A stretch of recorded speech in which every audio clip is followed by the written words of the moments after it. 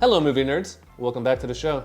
Here are 5 ways movie studios tank their films before it's even released. Stay tuned to the end because it all trickles down to one big thing. Number 1, greenlighting just bad projects. And it's a shame because there's so many good writers out there in Hollywood and just around the world, but studios really like choosing some pretty offbeat projects which no one really cares about. I'm going to use a superhero film as an example because they took the place of all the police action films in the 80s and 90s and the westerns before.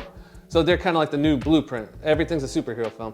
The reason why Avengers Endgame was such a big, massive hit, it was the highest grossing film of all time, was because it had a strong foundation of really solid movies that led throughout 20 years to lead to this one epic conclusion. And it was characters that people cared about. Iron Man, Spider-Man, Thor, Captain America. The Dark Knight was made over $2 billion just because people love Batman. They love Batman versus the Joker. Now it just seems like studios are just greenlighting anything just to see if it sticks against the wall. There's so many characters that people don't care about. When Eternals came out, it bombed. The Thor with Natalie Portman, it bombed. And even though it's comic book accurate, it doesn't mean it needs to be made because Thor, in the comics when they had the female Thor, it didn't really sell that many comics, and I feel like it's just a shame because it's setting up the studio just to lose money every single time they put out another project. And don't get me wrong, Guardians of the Galaxy was an amazing film, but I feel like that's just a flash in the pan. It's once in a blue moon, no-name characters could actually make a good film. Other than that, majority of the time, they lose a lot of money. I feel like if you can't make a good superhero film, don't make it. Greenlight any other film with any other talented writer and a producer. I think this is one of the biggest problems right now with studios.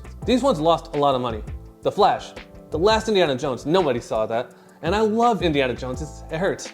And Eternals, Flash, Eternals, and the last Indiana Jones, they all flopped. They lost so much money.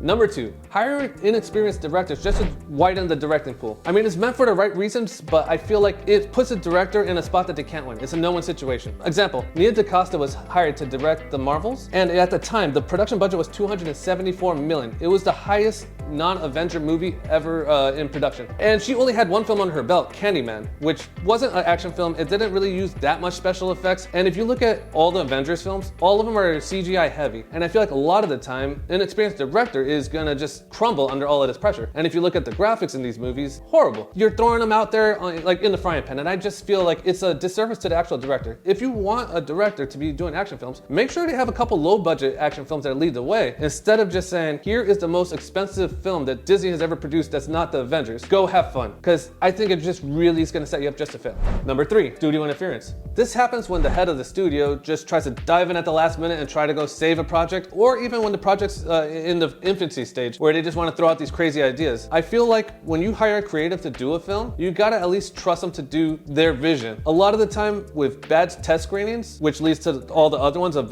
picking a bad script, a lot of the time when a bad test screening happens, the studio just panics and they're like, we gotta reshoot the whole thing or 75% of the film. That balloons the production budget so much that no matter how much you make, you're never gonna make enough to make a profit. When The Flash had bad test screenings, you're already paying a lot for Michael Keaton, and then you had to reshoot the whole thing like numerous times just because of all the poor test screenings. The Flash had to make $1 billion just to break even. That's just to say, all right, we made no profit, and I think that is bananas to me. And then you also hear these crazy stories about Tim Burton's Superman with Nick Cage, where the producer wanted Superman to fight a spider, even though Superman's never fought a spider in his life, and it just leads to just these quirky things that they don't really make sense. Anthony Mackie in the new Captain America got so frustrated with these reshoots, he actually started yelling at the director and the team of because they had to change the bad guy like a couple times I hear, and he doesn't even know who he's fighting or who he's arguing with. He doesn't know the whole plot of the movie because it's not even finished because they have to do so many different reshoots. I think now, judging by the trailer, it's the Red Hulk that's the main bad guy, but that's hard for the actor to actually care about the whole project and be mad at 19 different people that you cut out of the film and film another guy. Yeah, makes for a bad film. Number 4, reshoots. Along with all of this studio interference comes reshoots. I feel like when you don't have a good project that you're actually have a good vision with, it's gonna lead to a lot of reshoots. Bad test screenings, this is what happens when they actually finish a version of the movie that's not gonna be out for release, and then they have actually viewers come in and watch the movie and then kind of give it an overall rating. If it gets bad reshoots, which a lot of these movies on this list do get, the studio just panics and they start doing reshoots. Without even finding out what was the first problem, they just kind of just write scenes that they think are gonna help it and throw money at the problem. And that tanks the film's bottom line just because the money keeps piling up and piling up and piling up. It costs a lot to get the actors back on set, to have the crew come back to set, lighting, food, wardrobe.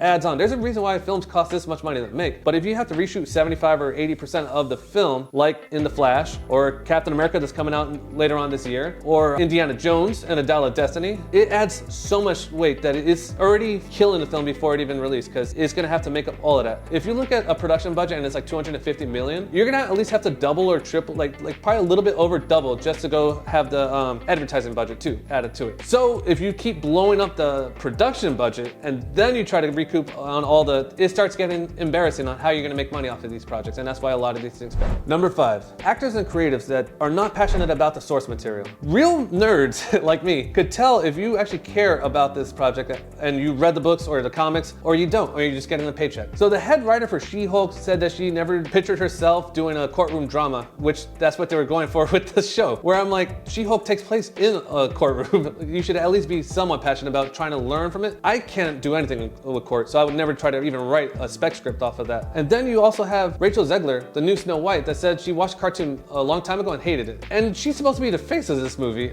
I feel like you don't torpedo the project that you're working on before it even gets the light of day. If I am hired to be the next Iron Man, I'm gonna be promoting nothing but Iron Man. Like I'm not gonna say, kind of sucks, he's okay. I feel like you really should be passionate. I mean, you're making millions of dollars just to do something that a lot of people would do. And you've got the world at your fingertips with these cool characters that lasted the test of time. They're gonna be eternal. I feel bad that Anthony Mackie on his press release had to say Captain America doesn't represent America, where if you read the comics, you know his whole suit's the American flag, and he punched Hitler in the face in one of the comics. It just comes off as you're there for just a paycheck and you really don't care about the project or the fans at this point. And I feel as high as ticket prices are, why would I give you money if you really feel this bad about the thing that I love? And that's the worst part. Well, that's all I got for today. I hope this list actually helps someone in the studios actually watch it and learn from their mistakes, because I feel like it's costing a lot of actors and actresses their jobs. If you're in like a numerous bad films, you're probably not gonna get work. And I feel like don't lose any more money. Just, make good projects. So those are the top 5 things that could sabotage your film before it even comes out. Let me know in the comments what you think. And don't forget to like and subscribe. I'm Film Julio, and I'll see you in the next one.